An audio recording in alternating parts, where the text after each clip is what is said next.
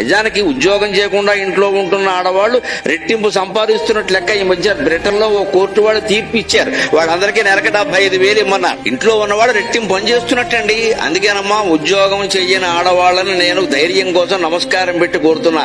ఎవరైనా మిమ్మల్ని not working అంటే ఎలాట్ వర్కింగ్ అని చెప్పండి.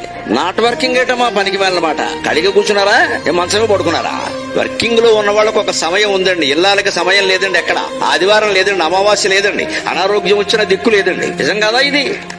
పక్కా నిజం. ఉద్యోగంలో ఉన్న వాళ్ళకి సెలవు ఉందమ్మా, ఆదివారం ఉంది, కొన్ని సెలవులు ఉన్నాయి, పండగలు ఉన్నాయి. ఇంట్లో పండగ వస్తే రెట్టింపు పని, పిండి వంటలు చేయాలి. మామూలు రోజు అయితే వంట ఉండదు, సరిపోతుంది.